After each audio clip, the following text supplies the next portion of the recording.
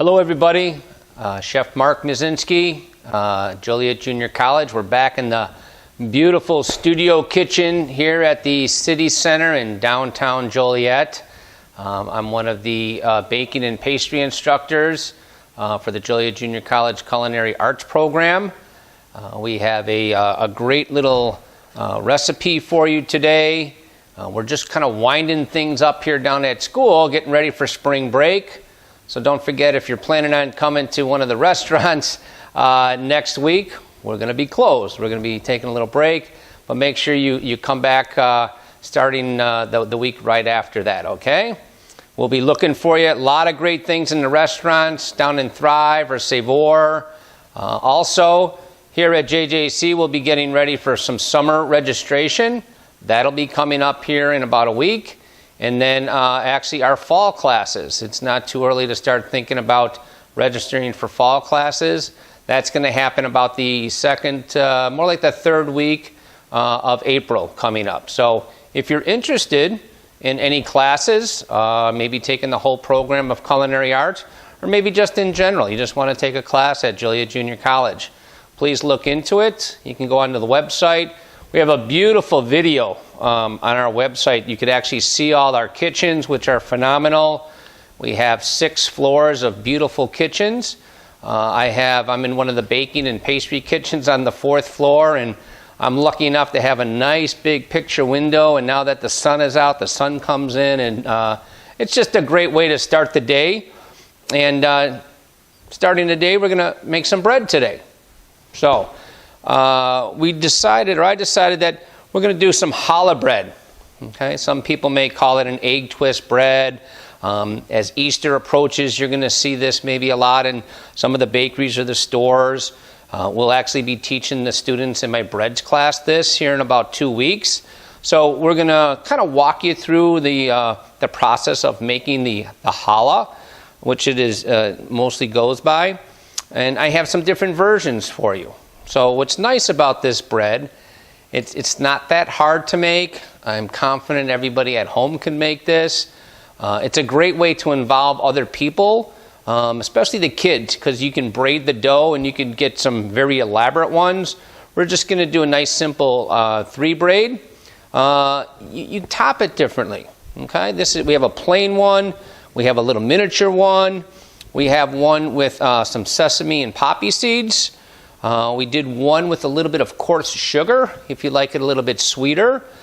Makes great French toast, bread pudding, the little extra sugar. I do one during the holidays for Thanksgiving. I add some sun-dried cranberries, a little bit of orange zest, a little bit of vanilla bean.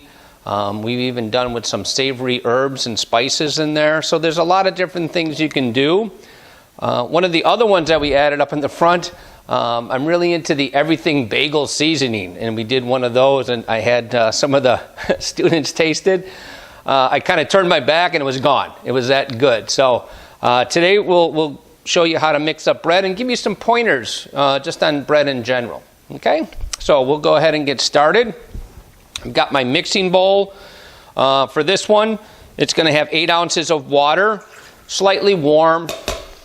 Probably about 80 degrees is good, okay? This one calls for some instant yeast. We're going to add that. This one, this type of yeast can be mixed in with the water or with the flour, okay? If you're using a yeast that has to be mixed and let sit to kind of activate it, make sure you do that first. But the temperature of your water, not too hot, not too cold, okay? Some of the other ingredients then, we're using some bread flour. So I have all my dry ingredients in here. A little bit of sugar, 1.5 ounces of sugar. A little bit of salt, about 2 teaspoons of salt. This one also gets a little bit of malt syrup. Okay. If you don't want to buy malt syrup at the store, that's okay. You can substitute honey. And I'm just going to squeeze that in. I take it, and I'm not a big fan of doing dishes. So I put the plastic wrap onto my scale and then just weigh it right into that, twist it, poke a little hole, push it in, throw it out. So it's a lot easier to kind of clean up. I'm going to give that a little bit of a mix. I'm also having about 4 ounces of egg yolks. So if you're probably looking at about 4 egg yolks. And then I have a little bit of vegetable oil, about 2 ounces of vegetable oil. Okay? So now I'm going to go ahead and add all my dry.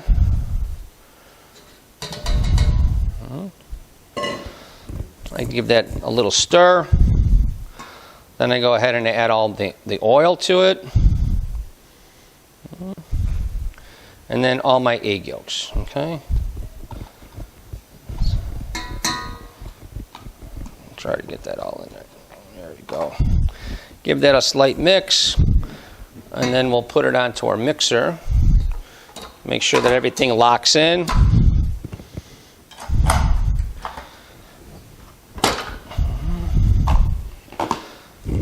Don't need any of that. And we're going to turn it on slow. I actually got a nice quiet mixer today. So when you're making bread, the first initial 30 seconds, minute is going to be one that you should kind of pay attention. You want to make sure that it looks like it's mixing properly. It doesn't look too wet. Like, oh my gosh, I put too much water. Or maybe like, oh, hey, I forgot a little bit of the flour. So we're going to kind of watch it. Does it come together? Is it too dry? Is it too wet? Or is it like, oh, wow, it looks like it's right where it should be. And then you can feel confident about moving forward. Right in the beginning, when your flour and your water comes together, there's moisture, it starts to mix, it starts to form gluten, which I kind of describe as like the muscle of the dough. Okay, so we want to have good gluten development, especially for this bread, so we could do the braids and they kind of hold their shape. So as I look at this right now, it's all coming together. It's kind of a little bit of a shaggy mess. It's starting to come off the sides. I'm going to stop it. I'm going to take my scraper and just kind of help it along. Push it off of there a little bit.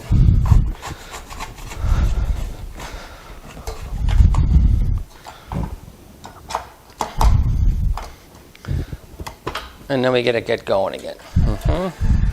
So in the beginning, again, now I'm going to make that decision. Oh, it doesn't look too wet. It doesn't look too dry. If you have ingredients such as like maybe some butter, shortening, in here it's kind of an enriched bread because of all the yolks, some of the oil, there's some sugar. We want to make sure that some of those ingredients, they really get mixed throughout the bread before maybe you're like, oh, it's too dry, and you start adding too much water, and then it's up, now it's too wet. And if it's too wet, you'll see it kind of climb up the mixer and maybe go way up over the top, and they call that maybe a slack dough. And there are doughs that are like that, but this one is definitely comes together very nicely. This one looks really good. It's coming together, though it does have a long mixing time. Okay, we do want to have some good gluten development. So this one will probably go for about 3 minutes, maybe 4, on a lower speed. If you have a mixer that's, first, second, and third, leave it on first speed. Again, 3-4 minutes. If it starts to rise up, and if it doesn't look like it's doing anything, okay, we want to make sure that actually it's kind of simulating the kneading process, where the dough and the hook, and they kind of move and they cause a little friction along the sides of the bowl. But if it's all clumped up on your dough hook, and it's just kind of spinning around, it looks like it's at the carnival going on a little ride, okay? We want to push that down and make sure that it actually has some kind of interaction. So, on this one here, I'm just going to stop it for a quick second, push it down, and I'm just going to you can kind of see this dough. It's firm, okay? It's breaking a little bit easier, but the gluten is developing. So we're going to let that go a little bit longer. As it gets a little bit more strength, I could raise the speed on it a little bit.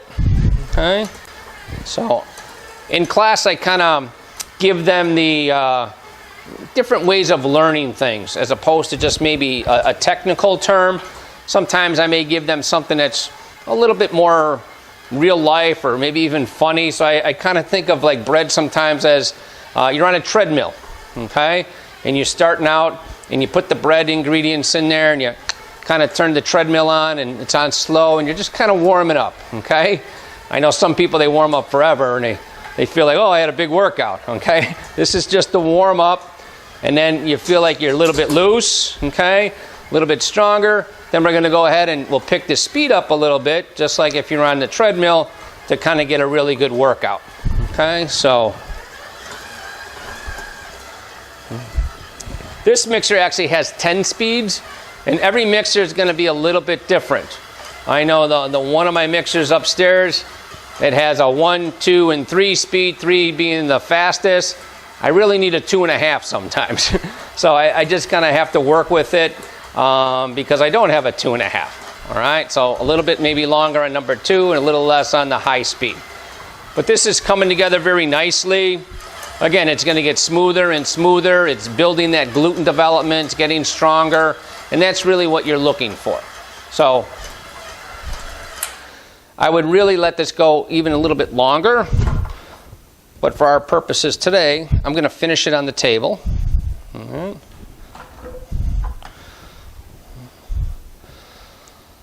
So here we have our bread, okay? And then we're going to do a kneading process. Sometimes initially people are like, right away, they want to throw a lot of flour on there, okay? Or hey, it's sticky. You know, to me, sticky is when you put your hand and it's goopy. That's sticky. You know, if it's tacky, okay, yeah, I feel moisture and maybe a little bit of stickiness, but it's not sticking on my hand. It's not going to stick on the table. I don't want to have any extra flour if I don't need to. So I'll just kind of take it, and then I usually kind of take this back part or flap and kind of fold it over to the middle, taking the palm of my hand here and just lightly give it a push into the center. Okay, I'm going to do another slight turn and take this amount, push it into the center, and always do that little quarter turn, and I get kind of in that little rocking motion. I just keep boom, in, slight turn. You don't have to be crazy with it, but try to go the same way, the same direction, so that dough is always, it's stretching the same way, and we're going to get a nice, like netting almost on the outside, and that'll hold all the gas and air as it goes through the next stage of fermentation. So just a couple more times, and you should feel it tightening, okay? You shouldn't be giving your dough like a really bad massage, okay? I feel it tightening, and then I get to the point where it's good, and then I'll just kind of fold it over, and then I can kind of cup my hands, and again, I don't need any extra flour, and just kind of pull it towards me, slight turn, pull it towards me, and the actual table is like an extra pair of hands, okay? That without the flour, it grabs the table, okay? And that helps stretch the dough, and then you just get to that point where it looks good. So it's nice and smooth. Always give them a little love tap. You could spray your bowl lightly if you want. And then I'm going to take it, put it in here. I'm going to take some plastic wrap, cover it nice and tight, and then I always write on it. Okay, you know, in school we have a lot of students, so I got to put my name so no one takes my dough. But I'll say, 2 o'clock. Okay, so I know that it's going to proof now for about an hour to an hour and a half. Okay, it may even go 2 hours. It just depends on the temperature in your house. Try to get it into a warmer area. Some people will have, a window where the sun comes in. Some people may say, like, I'm going to take some boiling water and then put it inside my oven, and then off, of course, put my dough in there, and it'll just kind of be warm and steamy. Okay, or they put on the oven really low and then turn it off. Whatever you decide to come up with. Okay, but it just may take an hour to maybe 2 hours. Okay, so put that off to the side, and then we have some dough that's already ready to go. Okay, so it's looking really, really good. Again, it should about double in size. So the bowl that you put it in, if you put it in a really big bowl and you got this little piece of dough, again, it kind of helps if it has something to grab onto. Actually, if you can, sometimes your mixing bowl is really good because it kind of has the higher sides, and you could actually kind of see it growing, and you can take kind of a mental picture of like, okay, my dough's about here, and now it's about here. Okay, so it's just an eyeballing effect of it doubled in size. Another way to kind of tell is we call it like the Pillsbury Doughboy test. You know, if you stick your finger in there, it should make like a little belly button. Might even giggle at you. Okay? So if I have it here and I stick my finger in and it stays in there, okay, it looks like it's ready to go. If I tried to push in and it was like kind of being forceful and giving back and kind of bouncing back, let it go a little bit. Okay? So again, a recipe is a guideline. Just because the recipe says, you know, let it sit for an hour, it could be longer. It could be shorter. All right? So we'll take this. Next step's kind of important. Not that they all are, but I'm just going to carefully turn the dough out of the bowl. Comes right out. Try not to go and start remixing it, okay? Because right now, all the gluten, all the muscles, they're all loosey-goosey. They're all relaxed. That's going to help us shape the bread a lot easier, okay? So what I'm going to do then is I'm just going to carefully deflate all the air and gases out of here.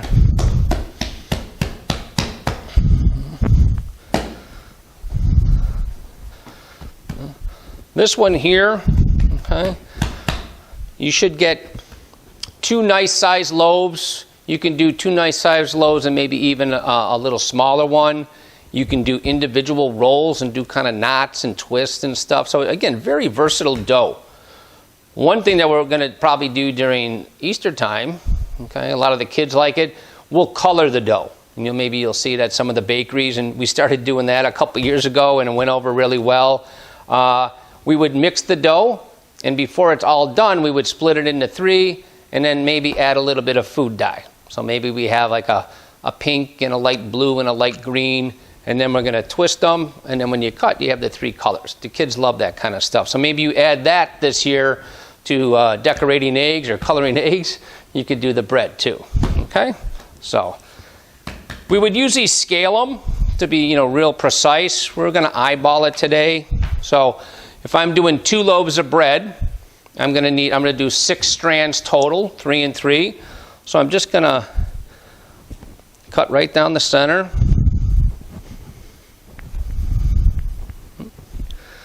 And then I'm going to take each one of these, again, eyeball it.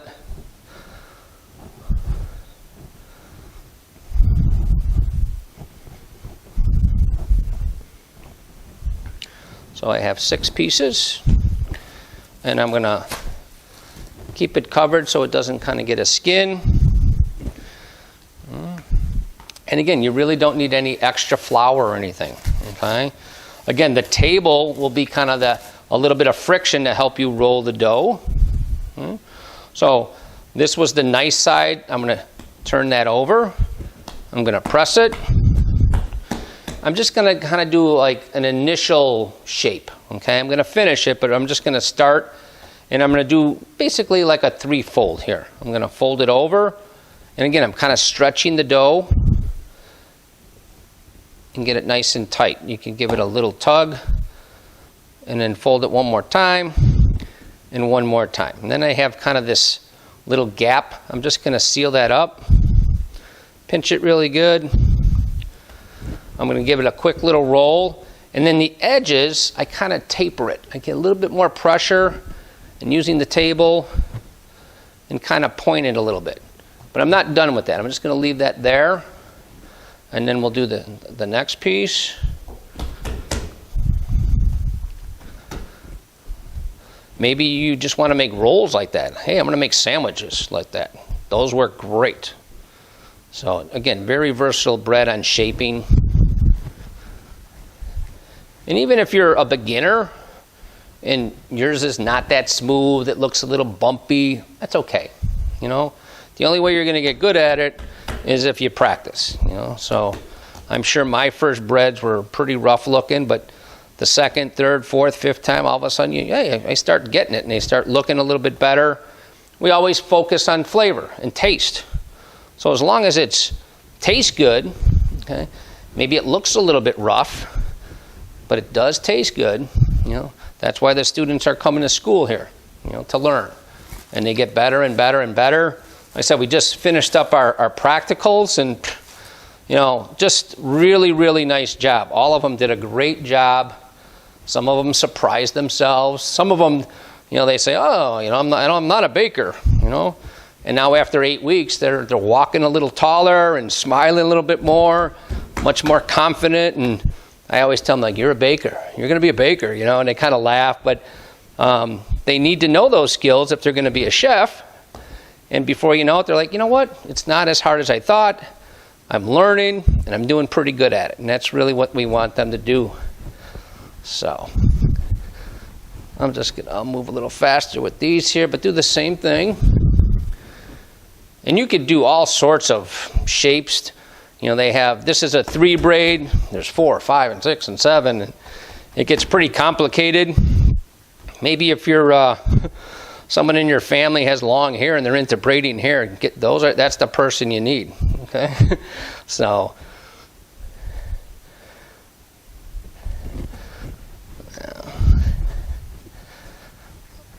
And again, we just kind of taper, and we're going to finish these one more time. And the last one. If you were going to maybe add some raisins to this or anything else that's maybe more like a solid, we would usually add that a little bit towards the end of the mixing process. Okay, we're getting those gluten strands, and if you put them in too early, as it mixes, it'll kind of rip through the gluten strands. If you can kind of think of your hands as the gluten, as they're mixing, they kind of come together and form this nice, like, strong netting. And if you have like nuts or dried fruits, they're going to kind of rip through those, and then you're not going to get as nice of a looking bread. So we just add it at the end to incorporate. So growing up, I did not like raisins, but now I love, like, in this bread with some raisins in it is really nice. Just adds a little slight sweetness. Again, sun-dried cranberries, love sun-dried cherries in them. So you have quite a few options. All right, we need... So I have a sheet pan here. If you're doing it at home in your oven, you're probably going to have a half sheet pan. So you could probably fit, it might be tough to get 2 of these loaves on there, so you might have to do one on the top, one on the bottom. I always dust the pan with a little bit of flour. And again, this one's not a sticky dough. Some of the ones that are more sticky, I put a little bit more flour, and it just kind of gives a little barrier between your dough and the sheet pan here, or the paper, so it doesn't stick. If it sticks, sometimes you'll get a flat bottom to the dough, and when it goes in the oven and it wants to rise, we call it oven spring. Right after it's proofed, maybe you egg wash it or put a decorative slice on it. You put it in the oven, that initial heat will form that extra steam inside the bread and kind of give it that last hurrah. And sometimes if it's stuck to the paper, it kind of rips out on the side and it looks a little like you had a blowout on a tire or something. So a little bit of that. And we'll go back to the first 3. And I'm going to roll them just one more little time. And again, they're relaxed, so they should roll out nice and easy. And I taper the ends. That's probably about 10, 12 inches. And you could do them thicker, thinner, however you want. But they're about 3 of them, about the same. And again, kind of taper the edges. I usually dust them with a little bit of flour. That helps them kind of keep separated. Okay, and you get a little bit nicer looking loaf. So I got the middle one, and I'm going to tuck the other ones underneath and kind of just press a little bit. Okay, so now I got 3. What's easy about this is you're just going to alternate, but you're always going over the center. So no matter what this is, whatever, this is 1, 2, 3, but they'll change. So if I go and I take, 3 over 2, okay? Well, now that's the middle one, okay? So then this one comes over, and then this one comes just lightly, not real tight, just back and forth, and then I come to an end. And then I'm going to kind of squish them, pound them. This one, that one gets tucked under. This one gets tucked under. And then I carefully pick it up and arrange it under. Okay. So you got a good shot of that. All right. And then we'll do the same for this one.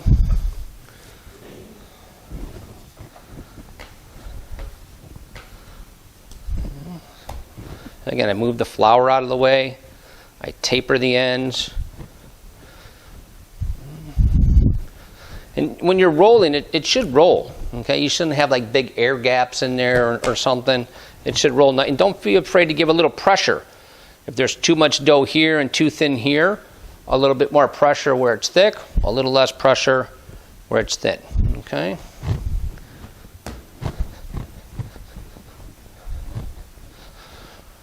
We're only doing 2 loaves. You know, when I worked in the hotels and resorts, we might be making 50 loaves. And you got to move fast because the dough it's alive, it's proofing. So we're going to do the same thing here. That one a little longer.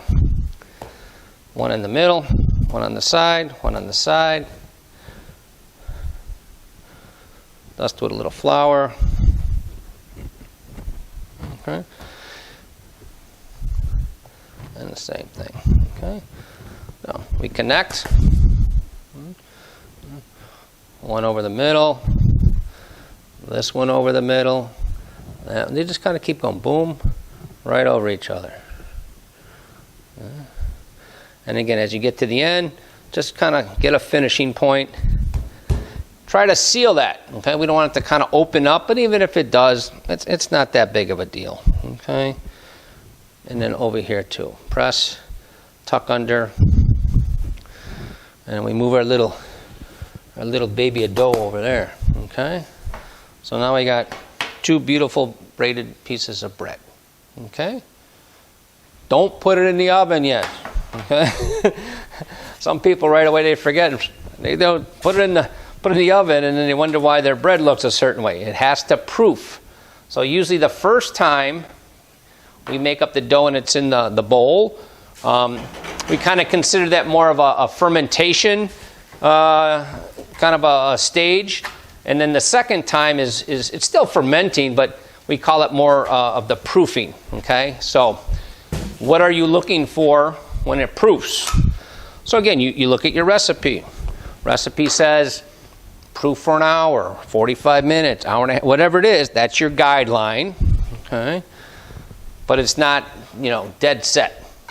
So I'm going to let this look like it doubles in size. It doesn't always look like it doubles in size. A little different on this bread, okay?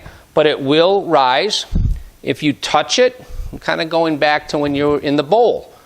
If you stick your finger in and it stays, it's ready to go. So if I touch this and it springs back at me, wait. But if I touch it and it kind of stays there, then you're ready to go. If you proof it too long and you go to touch it and it like deflates, all right, get it in the oven, all right? It's overproofing and you really don't want that. So then I would egg wash this, okay?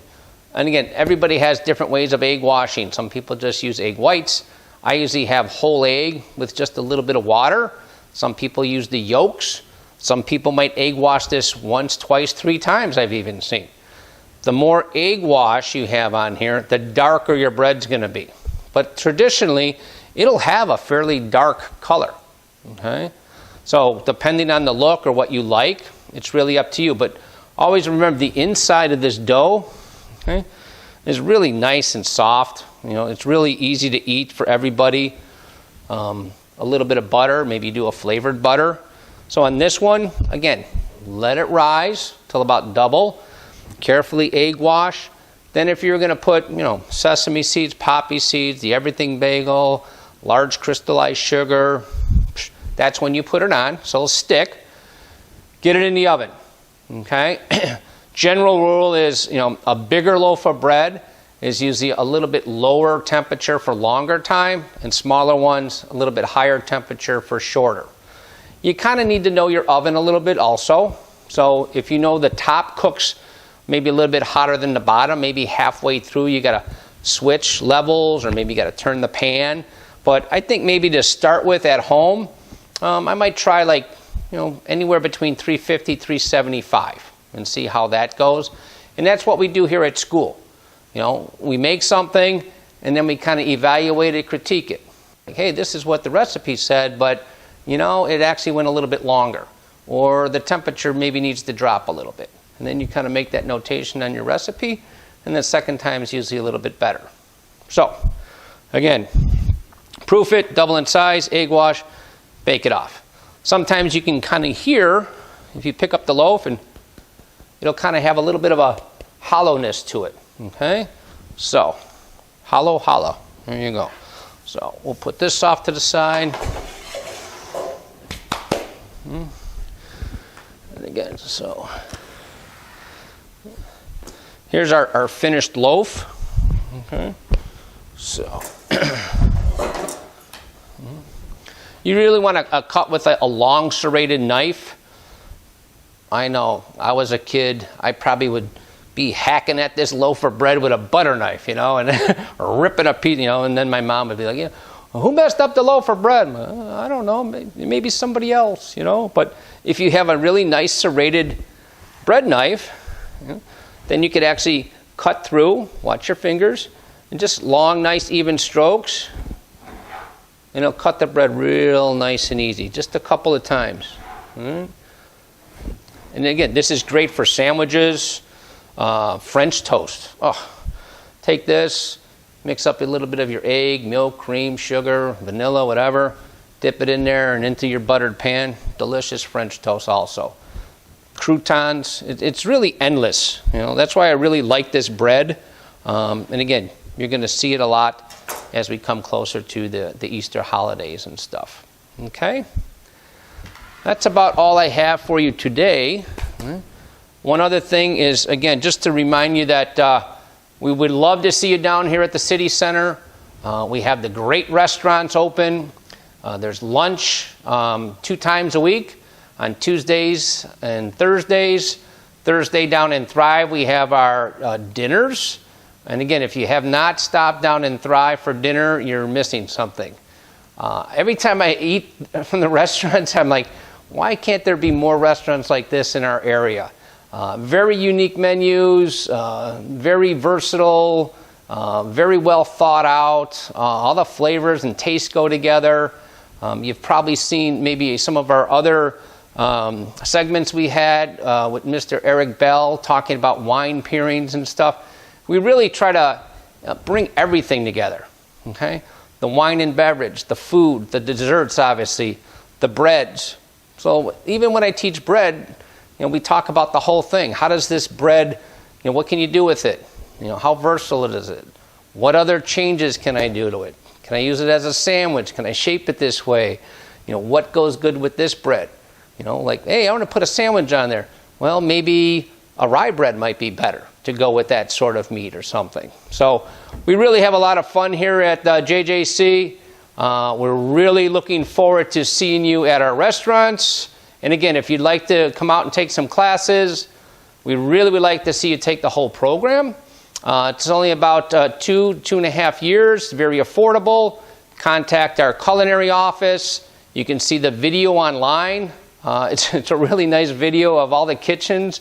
I feel very honored to be able to work in such beautiful kitchens. So we hope to see you soon. Thanks again.